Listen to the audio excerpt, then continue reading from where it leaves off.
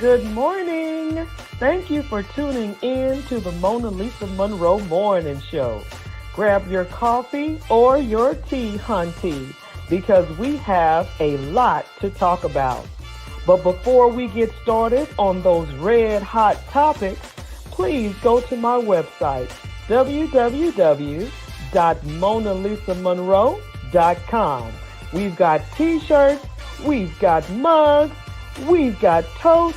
Believe me, we've got you covered. And also, you could purchase my book, Life After the Diagnosis. If you know a survivor or you are a survivor, this is the book that you need. Well, let's go ahead and get this party started right, shall we?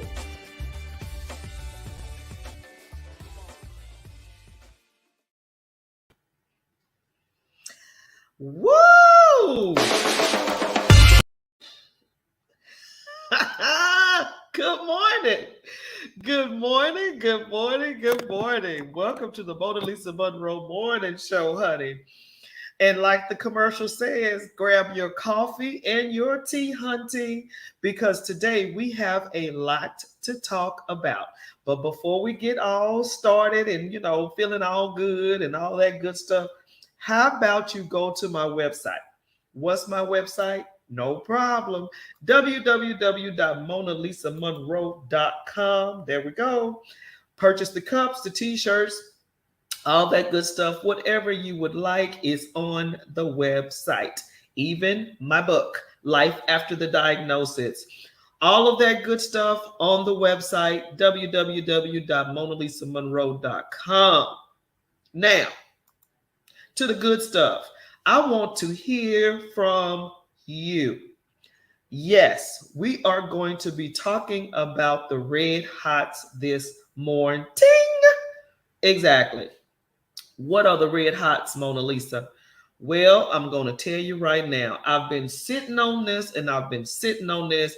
And I was like, well, I don't want to come to everybody angry, mad, all of that good stuff. So now I've come down from the mountaintop and I'm ready to address some things. What are you trying to address, MonaLisa? Okay, no problem. I will tell you, hunty. Ooh, the first thing I want to talk about today is this Buffalo mass shooting. Okay, so I'm sitting here and I'm watching the news, and it's almost a week old, the news. But the more and more this thing unfolds, the more and more I'm sitting here like, really? Are you for real? And at first, I'm not even gonna lie to you. I was like, and he's still alive. Because I don't want to make this a race thing. You know what I'm saying? I do not. But it is. I don't care how you try to toss it up, figure it out. It's a race thing. This dude got in his vehicle and traveled 2 hours. 2 hours. 2 hours. Have y'all ever traveled somewhere for 2 hours? How about have you ever traveled somewhere for an hour? And you sitting there, good morning, Tam Tam. How you doing, girl?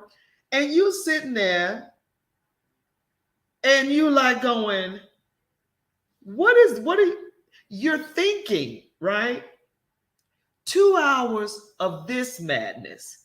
What was he thinking in those 2 hours on the way to kill these Black people? What does that look like? What does that look like? You driving for 2 hours. Your mind is set to kill Black people. That's premeditated murder. All day, every day. I'm not even a lawyer.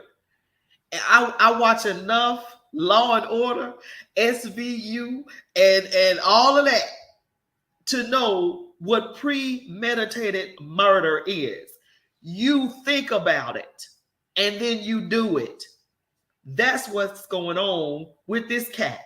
So there's no crazy. You cannot claim that you're crazy. You can't claim none of that because you had 2 hours to think about whether or not this was a good idea. Should you or should you not? You had 2 hours. Tam Tam, what you say, honey? Good morning. Thank you. Hey, Queen. I appreciate it. Gun laws. Honey, the one in Georgia, you giving everybody a license. You letting everybody just run free, right? Uh it's like you thought for 2 hours, exactly, Tam Tam, you hate black people. And for 2 hours, you thought about shooting black people. Now, see, this is where I was talking to a person the other day, and they were like, it was random black people. No, he cased the joint. Before he killed everybody, he drove around, knew who shopped there, knew exactly who these people were. And if you look at the profiles of these people, he knew who he was killing. He knew. You had 2 hours. That's number one. Then you cased the joint out months before, so you knew who shopped there. You knew who people were. You are not crazy. You're evil is what you are. Tam Tam. He told people on the internet he was going to do it. Exactly, Tam Tam. So how are you crazy? No, you're evil. Bottom line. So you traveled 2 hours. You had time to change your mind, think about it, whatever. You knew who you were going to shoot because you cased the joint out. And then, after you do it, you surrender because you know you're not going to die. Okay? Bottom line. You surrender because you knew you were going to live. And you're basically leaving it up to the police and the courts to give you your fate, per se. Now, like I said, I didn't want to make this a race thing, but we're going to break it down because it's a race thing. If that would have been an African American that drove 2 hours, that cased the joint out, that killed 10 people, do you literally, and I want y'all to be honest with me, you better tell me the truth. Do you literally think that all they had to do was this right here? And the police would have slowly brought them in? No, because this right here doesn't stop us from getting killed. Hands up, don't shoot. You remember that? That's real. Hands up, don't shoot. We still gotta tell you not to shoot, even with our hands up, even surrendering. It doesn't matter. We're still getting killed. And I was talking to this person and I was like, we could have our hands up, still get shot. We can have our hands on the steering wheel, still get shot. We could be jogging, still get shot. We could be sleeping, still get shot. We could be barbecuing, still get shot.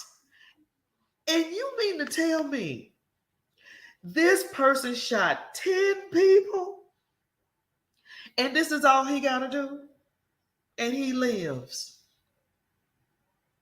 What y'all think about that? What y'all think about that? I really want to hear from you. I don't care where. You're talking to me on YouTube, you're talking to me on Facebook, LinkedIn, Instagram, wherever you plug it in at. I want to know because MonaLisa, this is not a black and white. Yes, this time it's a black and white thing. It is. It is. I'm so sorry. I don't even know what else to tell you. And I labeled this, it's just time to tell the truth. And the other day, I was told that they asked Kamala Harris, is America racist? And she said no. Okay. How do I say this? America is racist. It's some people, excuse me, in America that's not. But there's systems in America that is set in place for the failure of people of color. I don't know what else to tell you. It's set up. We have, oh, Tam, we have got to call a spade all the time. I mean, this is just, 2020. Okay. Let's just be real. 2020 showed you a lot. Okay. 2021 showed you a lot. I mean, life, we see it on the daily, but as far as America and the world goes, okay, you saw the treatment of Black people, whether you're from America or not. You saw the treatment. You saw a man get killed on video, okay? You saw how he was treated, regardless of whether he was an addict or marijuana criminal. I don't care. You saw how the treatment was of George Floyd, and you see the treatment of this particular person. George Floyd, $20 bill. This person, 10 people dead. Do you see the difference on how police handle us? Do you see the difference? Let me calm down. George Floyd, fake $20 bill, he's dead. This particular person kills 10 people, and you see the treatment of him.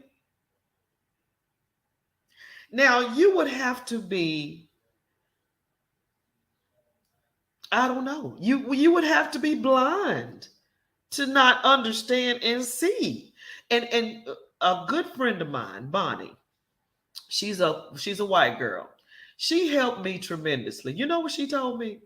She said, MonaLisa, Black people cannot get white people to understand because we just can't. She said, white people have to care. That's the difference. She blessed my soul with that, because how many times have we said, you don't understand, you got to understand, you got to understand, you don't understand? How many times have we said that with no prevail?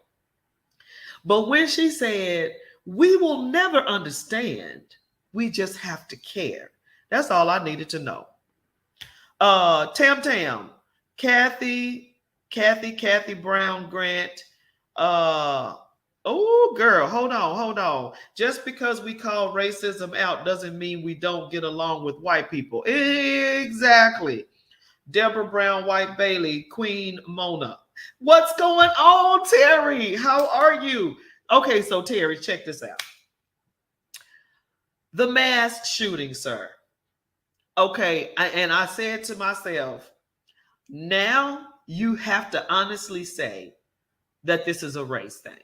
I mean, you just really got to put it out there now, because how else can you explain this person? Excellent. Good.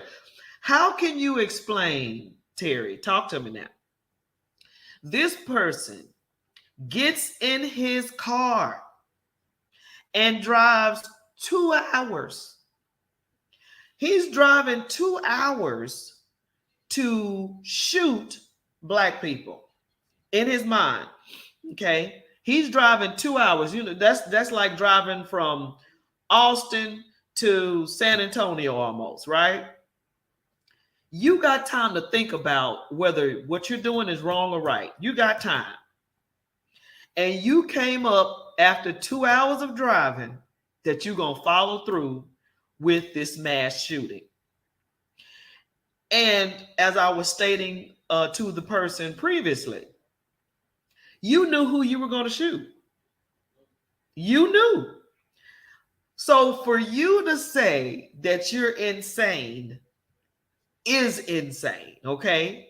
Because that's premeditated murder if I've ever heard a case in my life.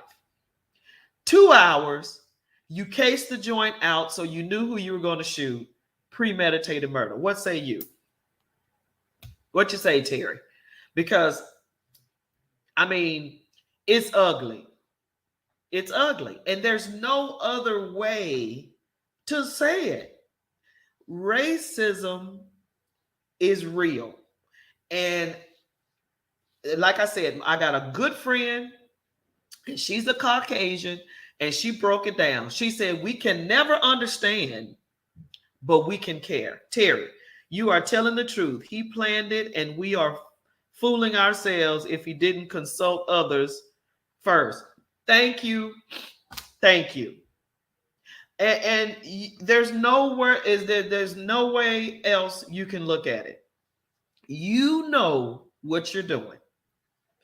2 hours in a vehicle, your mind is set. You case the wait, let me back up. You cased the joint out. So you knew who you were going to shoot. And you followed through. And then on top of that, you live to tell a lie. Okay. George Floyd, $20, a fake $20 bill.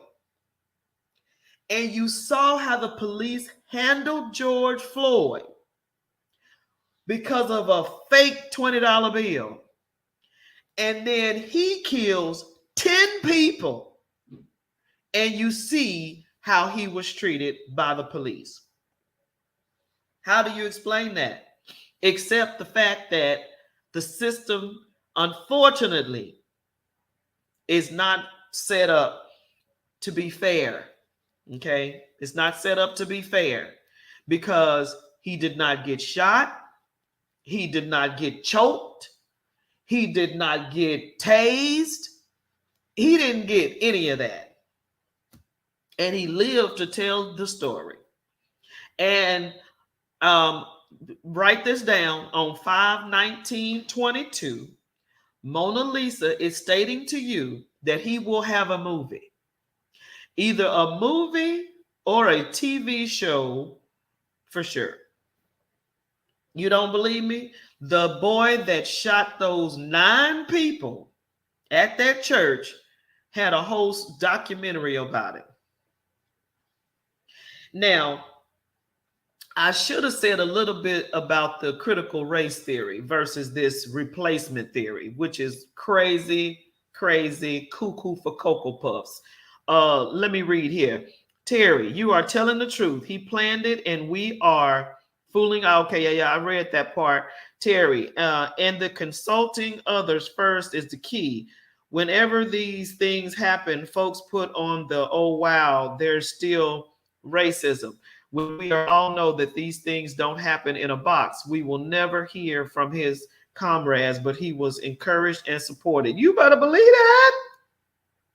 You better believe that. It was said that this replacement theory, okay, this replacement theory mess, it's online. And they're saying that they're the critical race theory, the replacement theory. You know, you really got to be careful about what is all being said at this point and what all is being done and who all is galvanizing to do the craziness, right? This man from Buffalo, I don't know if he was a pastor, a deacon, I don't know, but he broke it down. He said, now we are law-abiding citizens. We don't do anything to anybody. We just go to the grocery store to get something to eat and we get shot at. We you know, no matter what we do, we are set out to get abused, shot, killed, whatever. He said, how long do you think we're supposed to take this? And you know, that sat with me, honey. That sat with me Because literally, think about this now. 2020, we basically shut the world down almost like COVID because we were like, we ain't having it. We're tired of it and we want some change. We were marching everywhere, everywhere because we were fed up, right? But look at it now, though. We're fed up again. Do you think we're going to take to the streets? You know, let's think about this thing now. It's people got guns now. You don't even have to have a permit in some places. How long do you think we are going to sit back and just let you kill us? You see what I'm saying? But see that right there, that whole verbiage there can be taken as, oh, MonaLisa's rising up and the black folks is getting ready to, because fear of the black person or fear of the people of color. This is dangerous. What you scared of? I mean, I don't understand. Why are you so afraid of people of color? What is that fear? The fear of being replaced, the fear of us taking over. You know what? I do not remember who said this, but it's making a lot of sense to me right now. The fear of people of color taking over and treating you the way you treated them. That's the fear. Let me say that again. The minister in MonaLisa is kicking in now. The fear of us taking over and treating you the way you treat us. That right there is the fear. What do y'all say about that? What say you about that? And just to think that this is the red hot topic number one of us discussing this Buffalo mass shooting, this Buffalo massacre is what I call it. Yeah. So that's red hot number one. Red hot on number two is abortion. Abortion. Terry, why say, yet there's no data to support that fear? Exactly. There's no data to sit there and support this madness because, believe it or not, hey, honey. What's happening? Believe it or not, black people just, I mean, I would say that, how do I put it? Even in the worst conditions, okay, black people still aren't going to do you the way you do them. I don't know. Am I wrong or right, people? What y'all think? Let me see here. Margot, hello. Fear of loss of social control. Margot, thank you for tuning in, and you are correct. The fear of loss of social control. It's a sad situation. Your fear, your major fear is losing control. That's red hot number one. What say you, Gary, on the Buffalo mass shooting? Man, wow. Pretty much what everybody else saying. Oh, you letting me on camera today? So, I'm not even going to go there with you. Everybody see, actually, look. If you look at the camera, you see half of me. You see whole you. I get it that this is the MonaLisa morning show. So what do you say about that? The Buffalo mass shooting. I said my piece on it. So, I mean, everybody has, it's not what you have to say about it. Is what. Bye, Terry. Thank you. How does it make you feel? That's the question that when you talk about the big picture, since you cannot make a person think the way you think. about a particular thing. So, but everybody has a feeling or an emotional reaction Mm-hmm. about a particular thing or everything. Mm-hmm. Whether you're calm, cool, or collect, you have an emotion about a particular accident, incident, situation, or in this case, a massacre, right? So, it sometimes people say, well, why are you angry? It can anger you, it frustrates you. That here in 2022, that, and it somewhat has been the case um, in the Black community, that nowhere is safe for you. Right. I was saying that I mean, earlier. we've long experienced that and established that when you're bombed in a church, history has shown that, which has always been in the Black community. I mean, the most sacred place, Right. A place of, an escape from all the plots and ploys of the devil, of all the wiles of our oppressors. That has been that place of escape, whether real or fabricated. So the reality of it is, and for many, we've always experienced that. Wow, where's a safe place? Not only where's a safe place, but and this is on another issue. In most cases, we have not viewed the law enforcement as one who is there to protect and serve me. Right. So when I see law enforcement just pull up, right,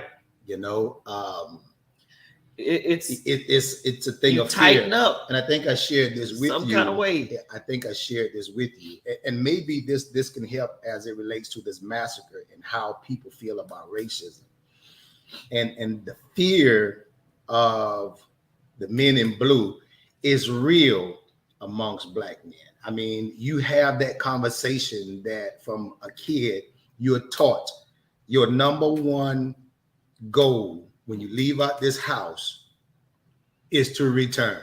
That's, you know what? By any means necessary. And we're the only ones that have that conversation. So to that, I grew up with a sense of fear when I saw blue lights. I grew up with a sense of fear when I saw blue lights, even when I wasn't doing anything wrong. Right. You see? Right. And I'm driving down the road, the street, and all of a sudden blue lights come up behind me. There's a sense of fear. Do you remember? Let me share this real quickly. And so, teenager, young adult, a grown man, a sense of fear. And when I got over that fear, and I was sharing this with you, that it's when and subsequent to me giving my life to Christ. And it's when I gave my life to Christ, as well as knowledge and being enlightened, just reading and studying, and then being confident in who I am. And then it became a matter of, what do I have to be afraid of? Right. My life is secure in God and in Christ, and so on and so forth. So it wasn't until I was an adult that I overcame that fear. Now, as I relate that to, you say, this massacre, the only way we're going to get ever out of racism, there has to be a move upon your heart and a change in your heart. That's black, white, green, yellow, whomever. And so we can't change racism by trying to make people think on what you think, right? But to give reason to what you're feeling. Martin Luther King said that. He wanted to change people's hearts because their minds is basically connected. I mean, that's biblical too. Out of the heart, the mouth speaks. So when you see injustice, how does that make you feel? We saw someone the other day, and I know you said you wanted me back on the show. There was some injustices taking place in Garden City as it related directly to me. And someone who was in the meeting actually stopped me And basically, what they stated was that wasn't right based on how it made them feel. They have to fit. That's right. You see, and this wasn't a black person.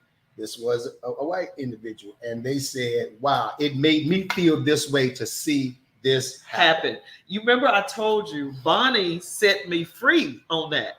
Bonnie's a white girl. She's my ace, and Bonnie said, "You cannot tell us to understand because we never will understand." She said, "But we can care," and that set me free. I ain't lying to you. Hey, Mac, how you doing? Terry, I will come back and listen to the recording. Okay, cool. Thank you for tuning in. I appreciate it. But that's the key. We can't get people that are non-color, okay? Non-color. You white, whatever. If you're not of color, we can't get you to understand our walk. We can't get you to understand the fear and the terror in some places, what we feel and go through, because you don't know nothing about it. But you have to care about how we feel. Right. Okay, so that's red hot number 1. Red hot number 2 is abortion. When is the baby considered in the pregnancy to be a person? Now, a human being. Of being a human being. Okay, so I'm a person of faith. My husband's a man of God. So we're going to feel some type of way about abortion, bottom line, right? But I also say this. You can do what you want to do. That's your business. I personally think soon as the sperm hits the egg and connects, conception, there is a person being born. There is a being born, because God got some dirt and formed Adam. It's as simple as that. A person is being formed with the conception of the man and the woman. Boom, a person, a spirit, a being. That's what I think. Oh wow, she threw the ball in my court. I heard an interesting years ago, an interesting argument, and we're not talking about argument as in fussing and fighting. We're talking about an argument on a platform of political discussion and reasoning. And it was the argument about abortion, but it included the man. And the argument was positioned as this, that if you're going to say allow abortion, then the consent to be between both.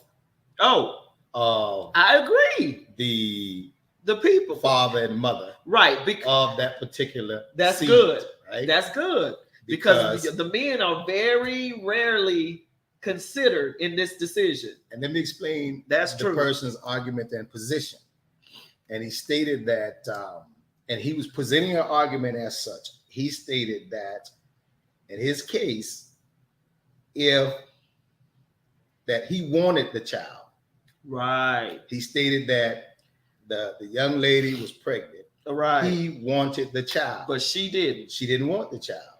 Okay. And it shouldn't be left just up to her. He stated that, then you can terminate your parental rights at birth or so on and so forth. And so the opposition was, well, it's her body. She has to carry the baby. That's true. He said, understood. He says, but I'm saying I wanted the child. She's saying she doesn't want it. And because of the law right now, the law is going to honor her wishes to have an abortion at will. So he said in his argument, but what if I don't want the child and she wants to have the baby? If she has the baby and I said I didn't want it, then you're going to make me responsible for that baby, even when I said I didn't want it. By paying child support. By paying child support. Ooh, so he positioned his argument as such, in that they had to give deep consideration into that argument and that position, that maybe we both need to look at this in this particular case. But this was one that he said he had was using this in his argument on the topic as it related to a personal experience of his, that he lost. He didn't have a child at that time due to the fact that the woman did not want the child, and he wanted it. You know, he could probably take that to the Supreme Court, because that's a legitimate argument or debate, because the woman has the full-blown responsibility, accountability, or whatever to carry a baby if she wants it, right? And the man is not considered in that thought process because the woman is carrying the baby. But on the other end of that, if she doesn't, if she does and he doesn't, and she carries the baby and why is he held accountable for a decision that he made? I don't want any children. Right. That's good. He needs to take that to the Supreme Court. But that's another point, to be honest with you. That's something that we might have to deal with later. But for now, abortion, when is it considered or a good idea or something that a woman can do in the pregnancy? When is the best time if she were to have an abortion? And my thing is, I don't think she should have one, period. But I also think that she has that right to choose. But I heard this morning that the mayor of New York said up until the baby's born, she could have an abortion. But you know, that's crazy. And that gives you another idea of men not knowing anything about the process, most of all. But the first trimester, second trimester, third trimester is the baby's forming differently in each trimester. So no, it'll be straight up murder to kill a baby in the second and third trimester. You're killing something that's moving around and thinking and all that. But in the earlier stages, when it's just an embryo, is what they're saying. It's not even a person. It doesn't even have a this and it doesn't even have a that. And I'm like, for me, as soon as that sperm hits.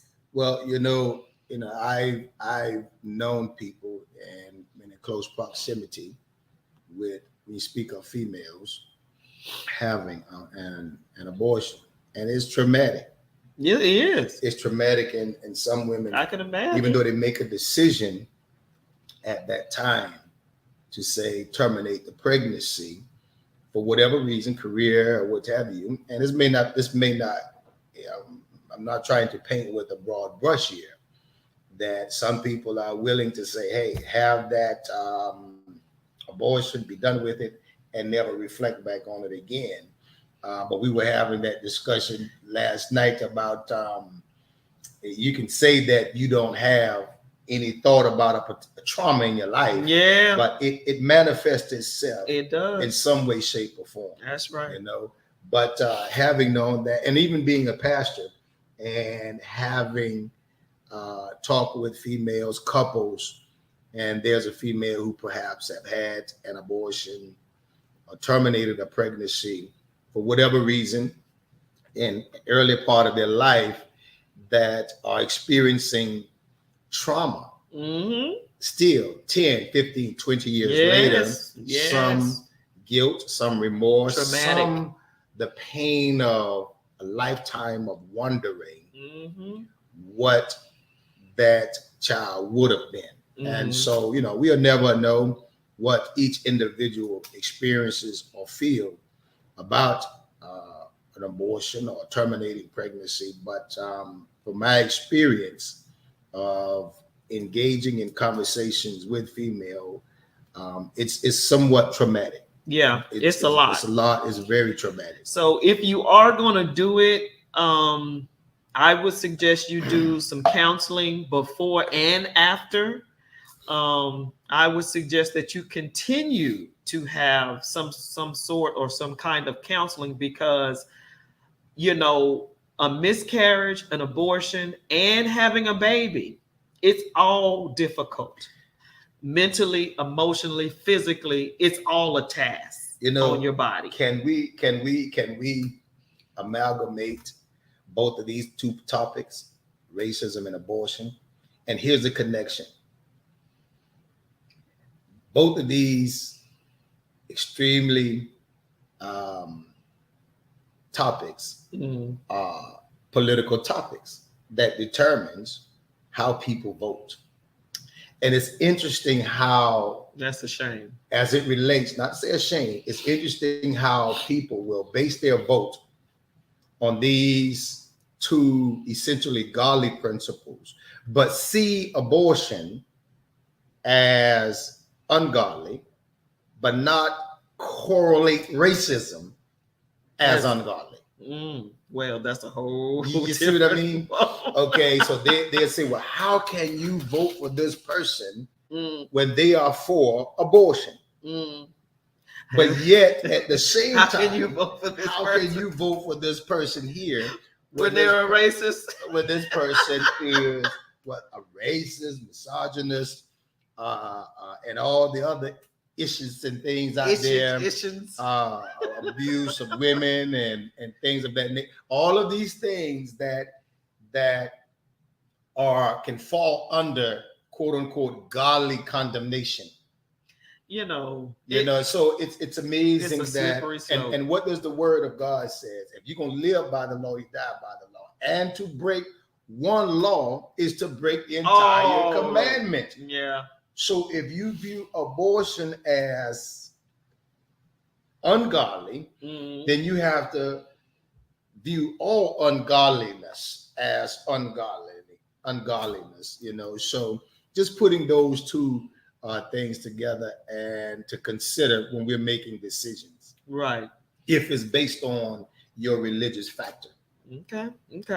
Well, red hot topic number 3 and our final hot topic for today, this morning, is the Women's Soccer League was finally approved for equal pay. What about the WNBA? Now, my thoughts is, congratulations, sis. Wonderful.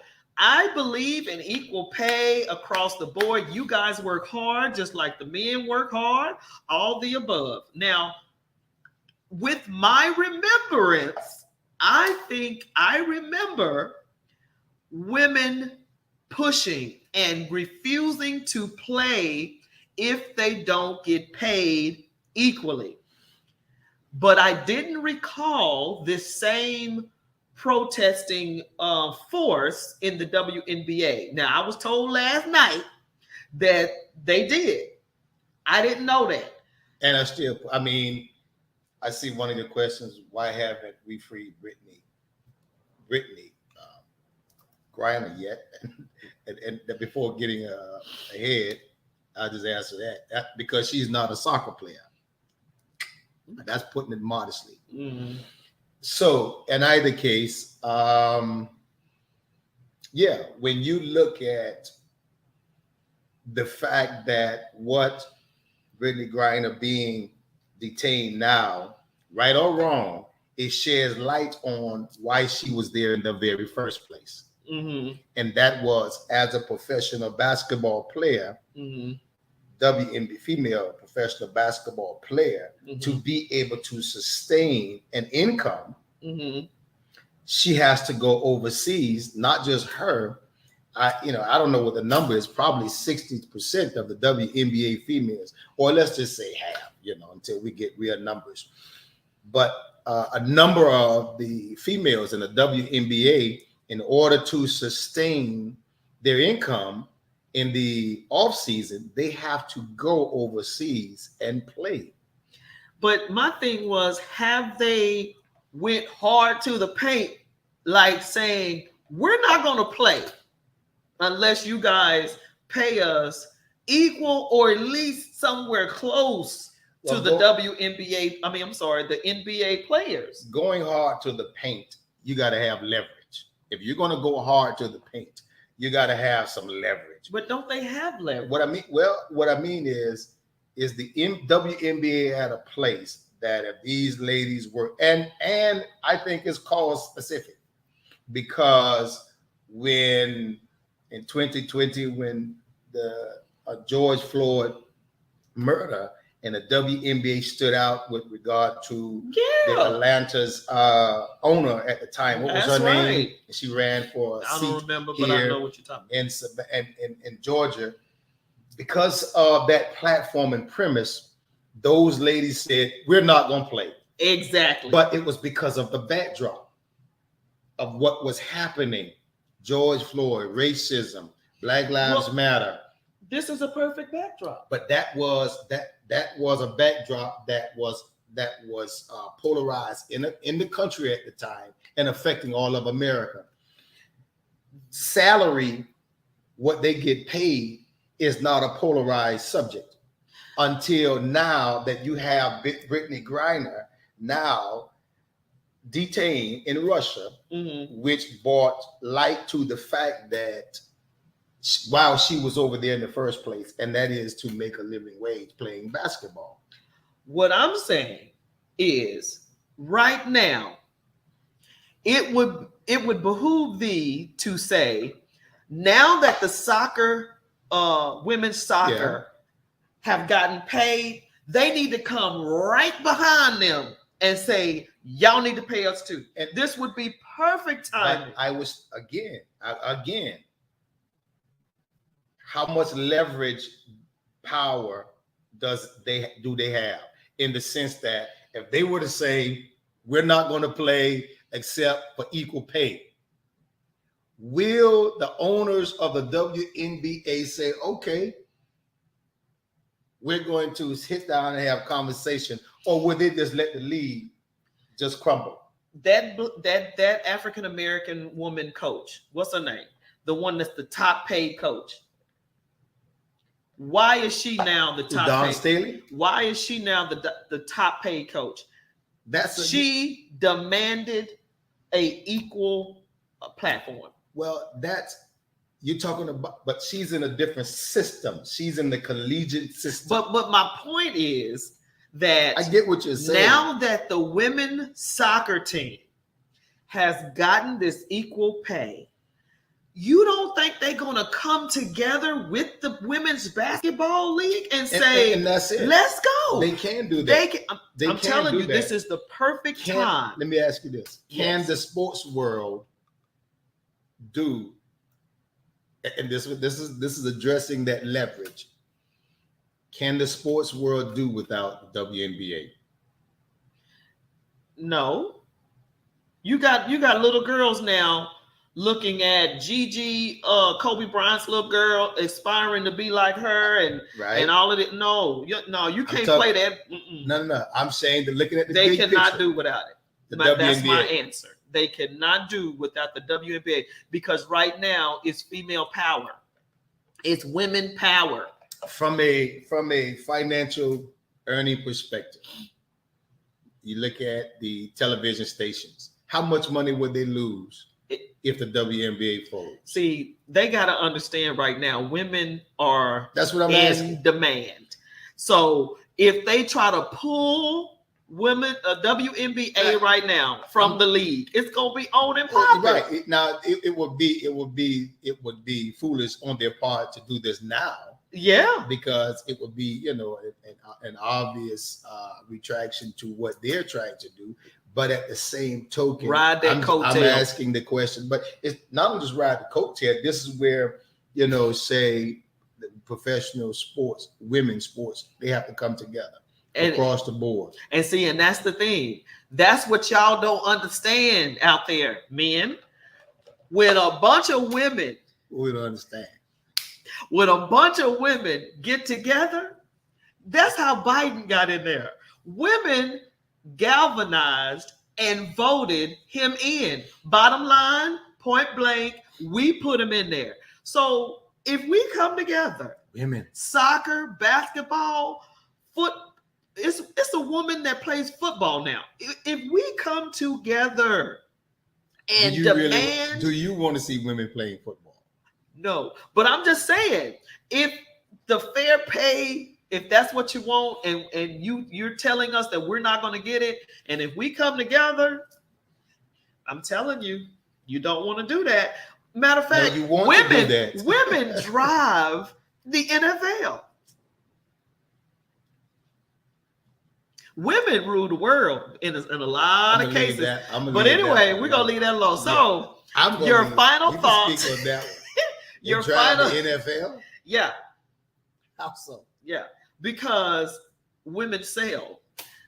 The cheerleaders, Dallas Cowboy cheerleaders, make more money in a lot of cases than any of those. No. Okay. So anyway, don't get beside yourself. Okay. So anyway, final thoughts on all three red hot topics. Okay. So final thoughts on the.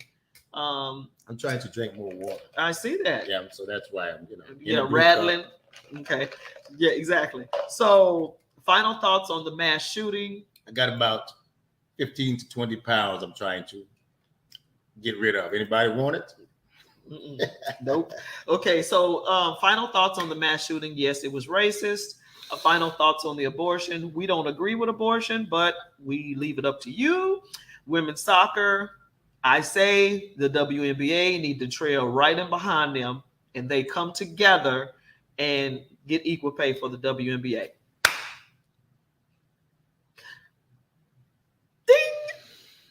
These are your final thoughts. We got 5 minutes. You got some final thoughts? I think all of these were good topics, and it's not just to offer a platform of debate, but just discussion and conversation where people can reasonably come to a platform and have discussion, not to condemn or criticize any particular person, but to shed light on the various issues. I did hear you speak on critical race theory, and but truth of the matter is not critical race theory. It's critical American truth, critical American history. You got to first call it what it is. Mm-hmm. When we are talking about speaking of American history, it's not a race theory. It's American history. I agree. And so the question is, what part of American history do we want to teach or not teach? And even more so, why? Right. You know, why do we teach? Why do we teach this? And if you're going to teach this, if you don't teach this and you continue to teach this, it's you're propagating a lie. Mm-hmm, you know, and you're propagating a lie. So I think that's how we have to approach that. Right. When we talk about race is a hot topic. It's a fearful word to address, to converse, to talk about. I'm certain all of us have non-Black friends, white friends. You know, hello, Pierre. In a private setting, how comfortable even your white friends, how comfortable are they with just having a conversation about race?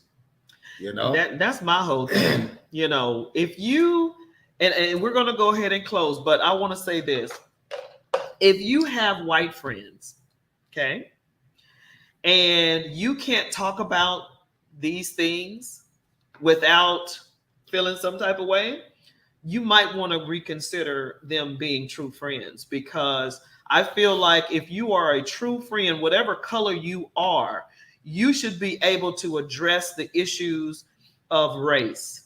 And like I was saying, my girl, Bonnie, we can talk about any and everything.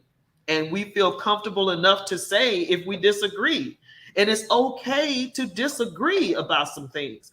But the whole point of it is you get to voice your opinion. I get to voice mine. And that's what the MonaLisa Monroe show is all about. We talk about what you're talking about. Thank you so much for tuning in to the MonaLisa Monroe and talk about it. show. And talk about it. And yes. in your closing, I say this, that racism or the massacres that happen, consequence of racism, is not going to be cured, eradicated by it being discussed in the Black churches only or in the Black communities. If there's not a discussion of conversation in also the white churches or in the white communities or at the table of white Americans, then racism and the result of race, the outcomes of racism in the massacres, they're going to continue to happen in America that then affects all of us. So, right. So this is not just a conversation in the Black church, in the Black community, at the Black dinner table. Mm-hmm. This has to be a conversation at every different racial and cultural makeup in this country. And it's not about you thinking about it. It's what do you feel about it? How does it make you feel to see these tragedies and inhumane acts in the 21st century happening now? And I would add on that, which is a great point, baby. I'm going to add on that and say, and we have to be mature enough to allow them to be honest. You know, a lot of times they're not going to tell you the truth because they're scared that we're going to go, or whatever. If we're going to talk about it, we got to make sure we're mature enough to handle the result of the conversation. I'm telling you, they're afraid. Period, point blank, they are afraid. So take that in consideration and allow space enough for them to be honest. And if you have to preface that with, you know what, whatever you say, I'm not going to get upset. I'm not going to get offended. I just want you to be honest. You will be surprised on the truth that's going to unfold in that conversation. And that goes with any color. We got to be mature in a lot of places where it might not be comfortable, but your capacity of maturity is going to depend on whether or not America is healed in this area. Because immaturity is can't nobody tell you nothing. You don't want to listen. You don't want to. You have to be able to listen to the other person. I didn't say agree. I said listen. All right. I know it. Hey, it might be tight, but it's right. Thank you for tuning in to the MonaLisa Monroe Morning Show. Check us out tonight, 8 o'clock Central, 9 o'clock Eastern. We love you. Thank you. Bye-bye.